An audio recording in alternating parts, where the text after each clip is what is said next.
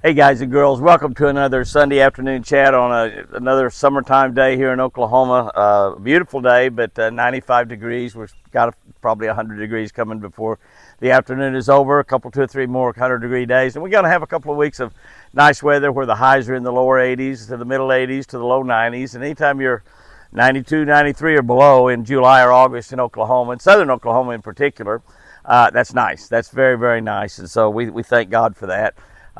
Just got home from church. Had a great church. We prayed for America here at church this morning. I believe that America is a nation that was founded under God. It was founded under the principles of God, and we need to be praying for America.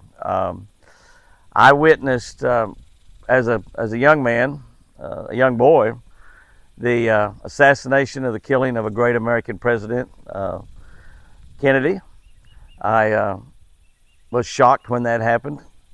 I watched the assassination of another great American patriot, Martin Luther King. I watched Bobby Kennedy get killed. So all that happened on television. Didn't see it happen live. Saw attempts on presidents' lives happen live on television. And yesterday, as I was visiting on the telephone with Chad Roy, who is one of the quantum scientists that developed humus oil, which is a product that I'm just doing some experimenting around with and might get on the sustainable green team with humus oil. It's a product that regenerates soil, creates water in the soil underground, and very likely it's already in 16 or 17 countries, just getting started here in America, but it is a product that may save the world from starvation. It might produce food in deserts, stuff like that. But anyway, I was talking to him about all of the quantum science involved in that. I'm involved in quantum science a little bit with the innate state patch and the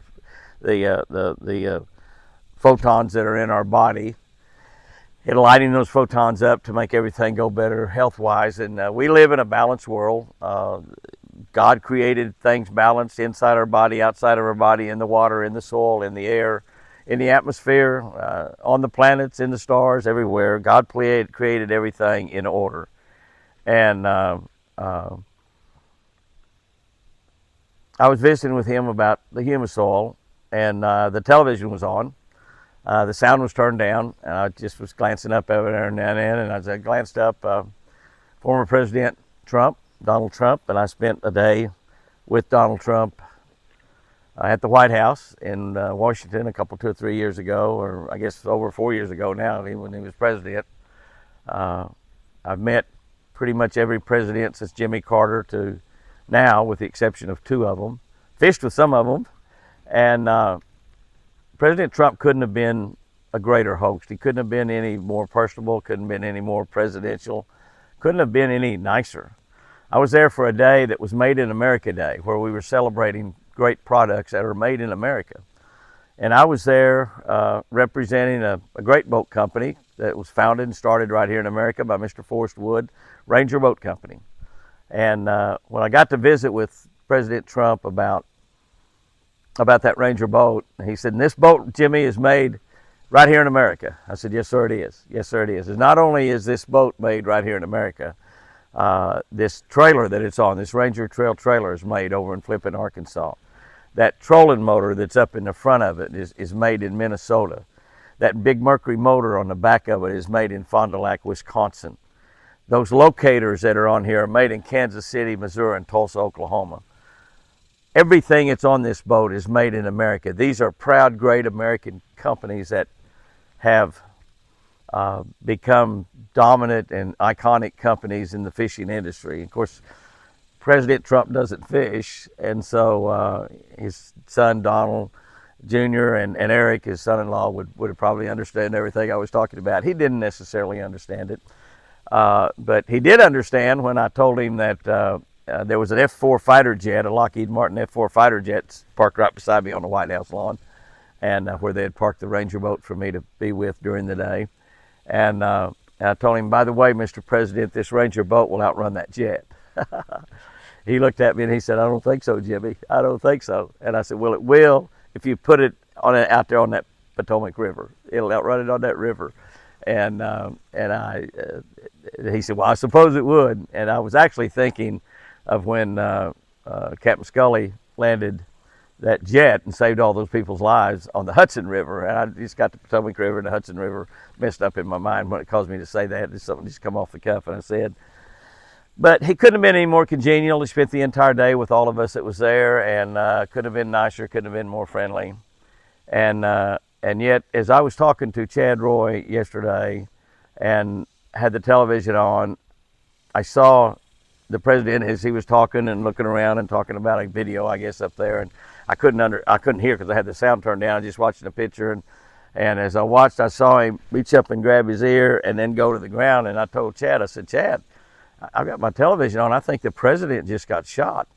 Either that or maybe a red hornet or a red wasp or something bit him on the ear. You know, I live in the country. We get bit and stung by bees and wasps and yellow jackets all the time." And I said, or something bit him on the ear. And then, of course, within seconds, I realized that, sure enough, he had been shot. And I've seen assassinations. A lot of y'all are not old enough to have seen assassinations here in our country.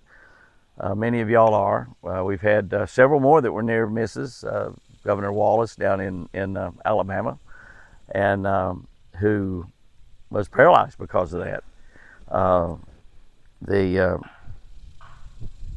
congressman that was shot at the softball game or baseball game, I guess it was, in Washington, D.C. I did meet him while I was up there that day as well. Very, very nice gentleman. So we've had a lot of attempted assassinations also.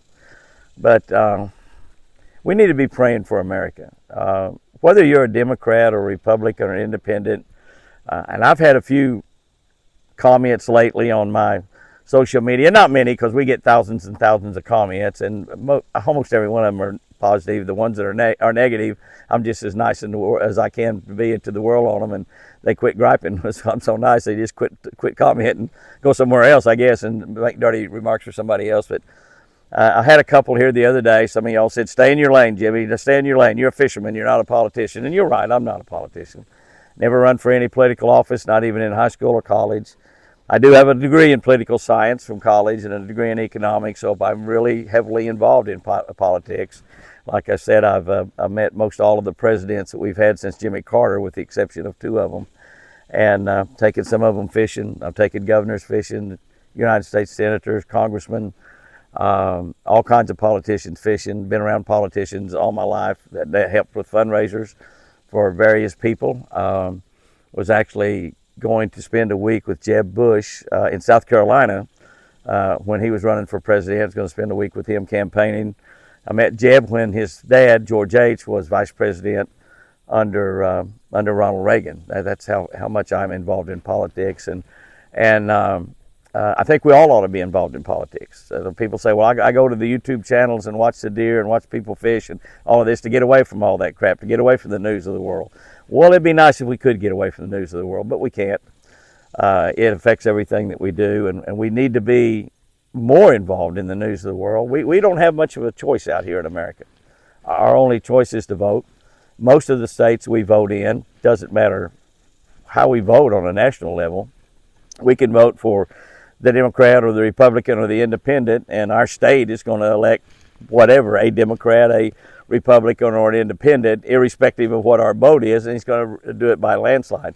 Here in Oklahoma, we're very, very conservative, and I am a registered Democrat. I'll just go ahead and say that. I probably shouldn't have. I've said that. I haven't said that, and I've said it'd be hard-pressed for people to tell whether I'm a Democrat, or Republican, or an Independent. But I am conservative. I am extremely conservative. I voted for Governor Brad Henry here in Oklahoma, not once but twice. He was our governor 8 years, a Democrat. At the same time I was voting for him, I voted for Mary Fallin, who was a Republican, for lieutenant governor. And during Brad Henry's governorship, Mary Fallin was the lieutenant governor here in Oklahoma. So we had both a Democrat and a Republican at the top level in this state. I then voted for Mary Fallin as governor of Oklahoma. So I vote the individual. The first time that our current governor ran, I did not vote for him. I voted for a buddy of mine who was running against him that was a friend of mine in college, and Democrat. And his family, the Edmondson family, had been great. I voted for his dad and his uncle here in Oklahoma back in my earlier, younger years, and I voted for him for governor really because he was one of my buddies in college, and I felt like if I was running for governor, he'd probably vote for me. And that may not be a great reason to vote for somebody for governor, but the second time that Governor Stitt ran, I voted for him. So I voted Democrat and Republican. So before y'all start jumping on to me about being whatever, I am conservative. I make no apology about that. I believe in my Lord and Savior Jesus Christ. I believe in God.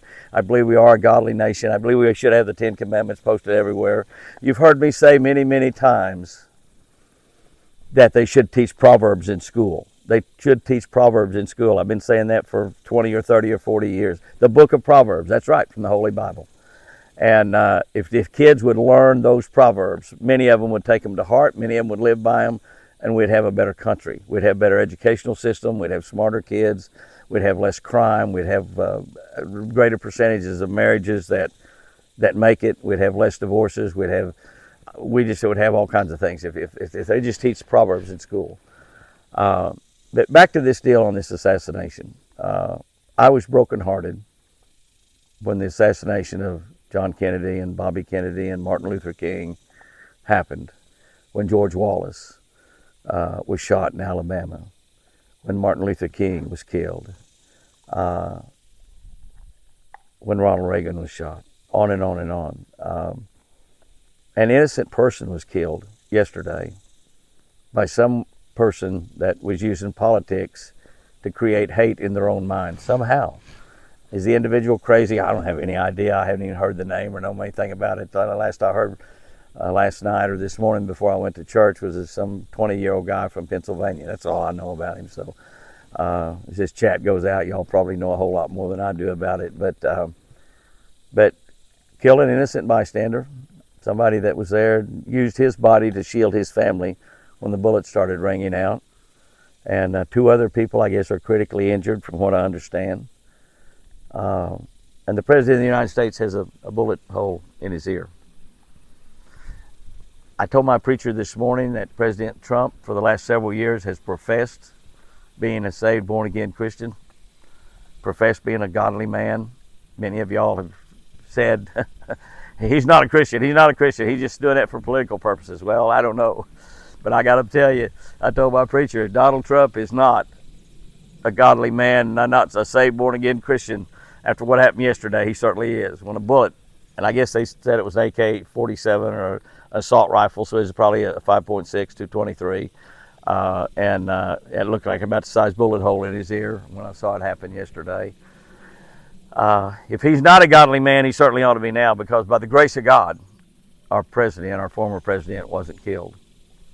And all I'm saying, and y'all can write me some nasty letters and talk to me about, how Biden didn't have anything to do with it, and he probably didn't, and probably didn't know anything about it at all. But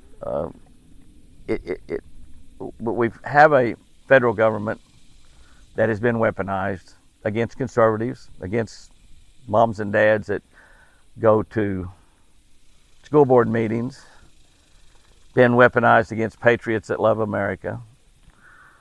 Been weaponized against people that shop at Bass Pro Shop and Walmart. I don't trust the FBI. I don't trust the Justice Department. When I woke Chris up yesterday and told her the president had been shot, but he's okay. The former president had been shot, but he's okay. And she said, well, who shot him? And I said, well, they don't know yet, but the man was killed within seconds.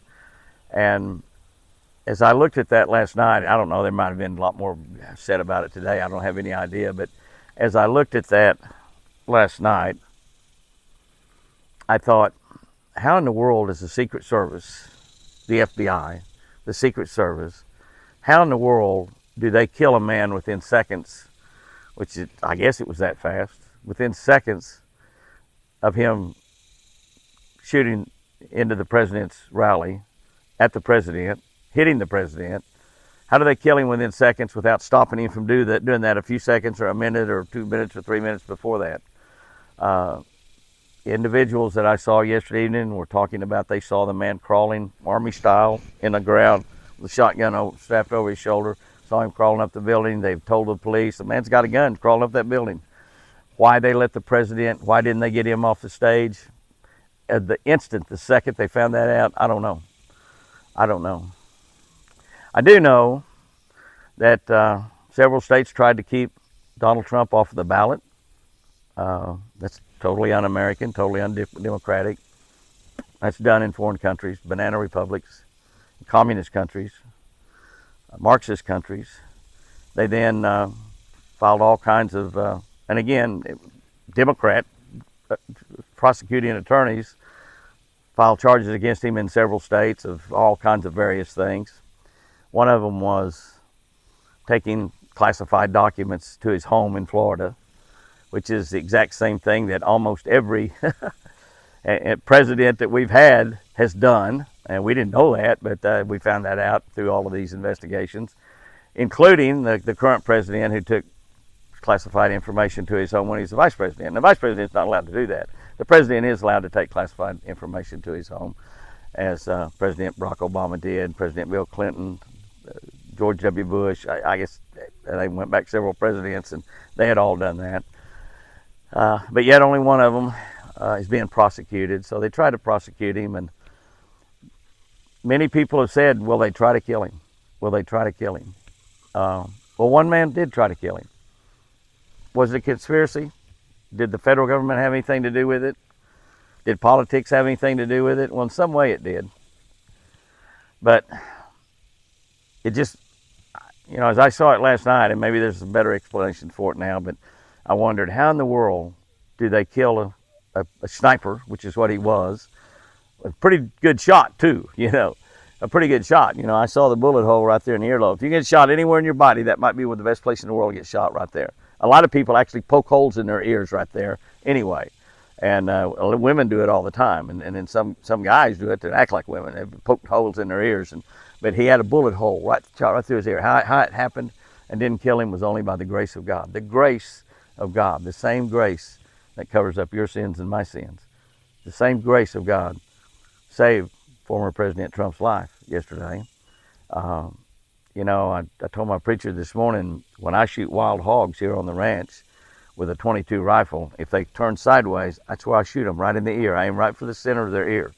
And a .22 rifle, which is a little tiny bullet, you can shoot that hog 20 times with it and he's going to run off. But you put one right in his ear, he drops down. A 400-pound hog will drop down with just that one little tiny bullet. A 223 is a much larger shell than that. It does a lot more damage. The bigger the bullets you get, the more damaging they are when they hit whether they're being shot at or whatever they accidentally hit. But for that bullet to have gone through his ear and not somehow went into his head is simply a grace of God. And like I said, if Donald Trump wasn't a true believer before last night, I'm sure he woke up or went to bed last night as a true 100% believer in God Almighty. But the one thing I want to say is God's on the throne. Our God that we serve, our God that we trust our life to every day as we walk through this earth, our God that we trust our eternity to 1,000 years, 10,000 years from now, our God is still on the throne. The Bible tells us that God puts powers and principalities into office. God does that. God put individuals in office that oppose his children, the Israelites. The Pharaohs put them in bondage and slavery. Slavery, it's what bondage is. Slavery for over 400 years for disobedience. He put them in slavery another time for over 40 years for disobedience. And God is controlling the people that run this country. The good ones, the mediocre ones, the bad ones. God's responsible for allowing all of them to get in office. He could stop any of them at any time. God could stop me right here as I'm talking, just stop my very next breath, and I'd fall to the ground, and this thing would run till it ran out of power. Yeah, that's exactly what would happen.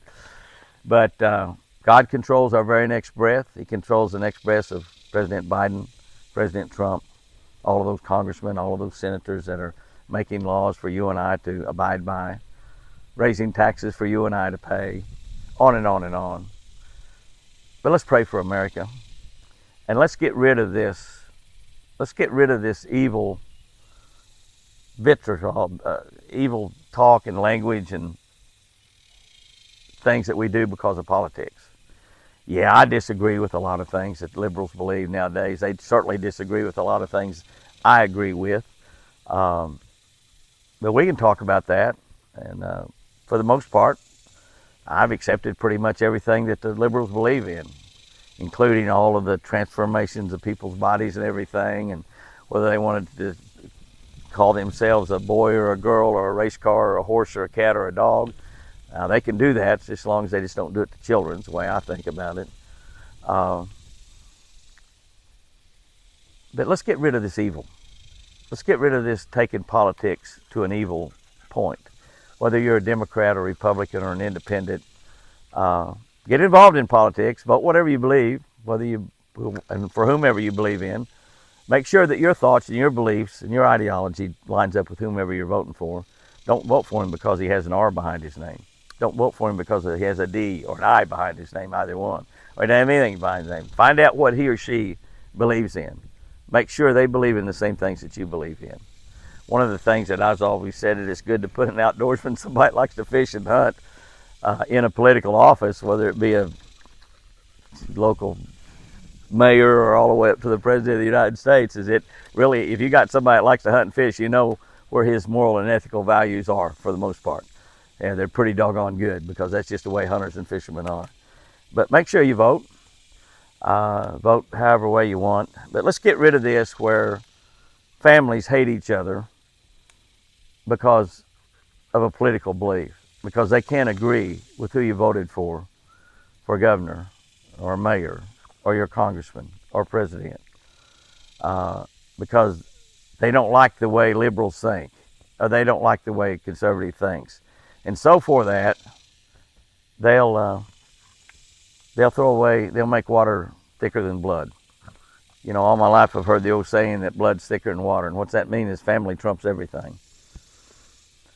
Well, we've got to the point in this country in a lot of situations where family does not trump politics, where people don't talk to each other in the same family sometimes, brothers and sisters, sons and daughters, grandkids, grandfathers, grandsons, aunts, uncles, don't talk to each other sometimes because they believe a different thing. One's a conservative, one's a liberal, one's an independent, or whatever. One's down the middle of the road, but the other's so far to the left or right that they can't agree. And evil jumps in there. The devil loves it. The devil says, "Oh, great, I've got this right here." You know, we do the same thing. We do the same thing in sports. We do it right here in Oklahoma. I'm an Oklahoma University guy. Everybody knows that. Got lots and lots of friends that are Oklahoma State. We play them in all kinds of sports called Bedlam here in Oklahoma. The Bedlam game, whatever sport they're playing, Bedlam. And we're going to a different conference. We've already gone to the different conference. Went there this month as SEC. But we're still looking forward to playing Oklahoma State and a lot of stuff. It's Bedlam. But, you know, we don't hate each other. And you can't hardly get more passionate about anything other than college sports. I mean, that's about the most passionate you can become. But I don't hate Oklahoma State people, and they don't hate Oklahoma people, Oklahoma University people. We're all Oklahoma people. That's the deal. That's the deal. Can I tell you, if you're a Democrat, you're an American. If you're a Republican, you're an American. If you're an independent, you're an American. And I also have lived long enough to remember that when we elected a president, my dad voted Democrat, every president that I can ever remember him telling me that he voted for. He didn't tell me on all of them he voted for, but he voted for a Democrat on every one of them that I knew that he voted for. But when the Republicans got elected, my dad prayed for him. My dad was a deacon in a Baptist church. My dad prayed for him. My dad prayed that he would be the very best president America ever had. I've actually, as I walked through the house after I got home from church, I saw where some aide in Congress had been removed of his job, aide of a congressman, removed of his job because he said he didn't condone political violence, but he wished that the shooter would take some target practice and be a better shot next time. That's the kind of evil, the kind of hate that the devil jumps up and down about and runs around and does somersaults. Oh my gosh, my gosh. Probably not the only person in America that thought that. Gosh, I wish that guy was a better shot. Probably what some of them thought or said. That guy put it out on social media, you know. It was on TV as I walked by, and I thought, oh my gosh, I can't believe that. And some congressman, I don't even know if it was a Democrat or Republican congressman, it's some congressman's aide. They said he had been fired, or her, I don't know if it's a guy or a girl, but let's get rid of that stuff. And whomever we elect this fall as president, honestly, it might not be either one of the two guys that's running right now. But whomever we elect as president this fall, if you want to be a man's man, if you want to be a woman's woman, you want to be an American, if you want to be an American, if you don't want to be an American, I suggest you leave. Yeah, I suggest you leave this country. But if you want to be an American, whomever we elect this fall, and like I said, who knows? It might not even be either one of the two that's running right now. Let's get behind that individual as our president, the president of the United States of America, which we're a part of. I was born here. My citizenship came by birth, by an American mom and daddy, and I'm proud of it. I'll fight for it. I'll die for it. And yeah, I'll argue for my beliefs as much as anybody in the world. I've got a political science degree, so I can be a pretty good arguer sometime. I'll never disown you. I'll never disown you for your beliefs, no matter how much different than they may be in mine. So whomever we elect for president, Republican, Democrat, Independent, let's get behind that individual, man or woman. Let's get behind that individual and pray for them every night that they be the best presidents ever. And you know what might happen if we did that? If we have half the country praying for President Biden when he was president, or now he is president, and we had half the country praying for President Trump when he was president, just think if we had all of the country praying for either one of them, how much better America might be, because God will bless America when we honor him. We put it, we sing it in our songs, we say it every day. The politicians say it at the end of almost every speech. God bless America. God bless America. When I'm in Texas, I say Boomer Sooner. God bless Texas. God bless America.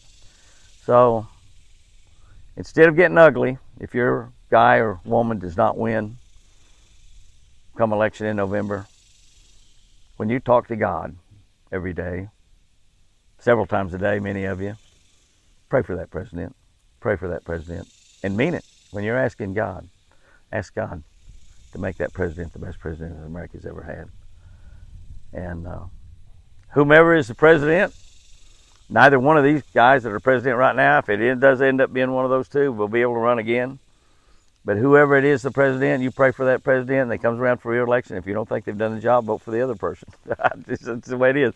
We've got only one vote in whatever state we have, with the exception of 6 or 7 states. We know Oklahoma's going to, the Republican, you know, George W. Bush won Oklahoma 83% when he was a higher percentage than he had in his own state out of Texas.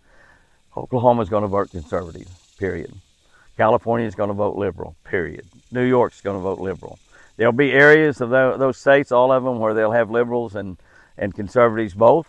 Democrats and Republicans and independents representing them, and that's great. That's America. That's America. God bless America. If I think about it, while I'm on this soapbox, next Sunday I might talk to you about our education superintendent here in Oklahoma, who must have heard me say one time we ought to teach Proverbs in school. He is mandated, which I don't know that he's got the constitutional right to do it, but I'm 100% for him. He's mandated that the Bible be taught in schools here in Oklahoma. One school system, a big school system, probably the 3rd or 4th largest school system in the state, has just balked and said they wouldn't do it. They shook their fist at Almighty God. I heard one of them say, I'm not a theologian. They need to leave that up to the preachers. Well, I'm not a theologian either, but I talk about Jesus Christ every day. And I don't know what's going to happen. I don't know if we're going to teach the Bible in Oklahoma schools or not. He said, we've been doing it this way for 30 years that I've been teaching, and we're not going to change anything. Well, can I tell you, Oklahoma's about number 47 or 48 in education here in the nation. So we ought to change something no matter what it is. Even if it's wrong, we ought to make changes. Teaching the Bible in school would be a pretty good way to start. And I know some of you are going to jump onto me about that. Can I tell you, even atheists would live their life better if they studied the book of Proverbs and took some of those things to heart. Even if they didn't believe in God, they would be better. And the kids, when those kids get in there and learn what's in Proverbs, they're going to be smarter kids. They're going to be better kids. Going to be better adults. One of those kids from Oklahoma that's in school right now might be running for president of the United States not too far in the distant future, right here in this country. So guys and girls, I'm proud to be an American. I am so proud to be an American. You know, I stood on the stage just outside of Nashville one time with a man named Lee Greenwood and Johnny Morris, founder of Bass Pro Shop, my buddy Roland Martin, and another guy named Tony Orlando. You remember Tony Orlando and Don? And I got to sing with Lee Greenwood, God Bless the USA. Out of all those people on that stage, I know one couldn't sing. That was me. Not sure about Johnny. I couldn't hear Johnny. They probably had his microphone turned off as well. Roland can sing. He's not Lee Greenwood or Tony Orlando's class. But I got to sing God Bless the USA. Lots of people out there. Big auditorium full of people or big tent full of people. Big crowd around. When I got to sing God Bless the USA with Lee Greenwood, Tony Orlando, Johnny Morris, Roland Martin. Great, great Americans, each one of them. Tears run down my face. So much I love this country. Can I tell you? You need to love it just as much. And if you don't, you need to leave. God bless America. And remember, guys and girls, I sure do love you.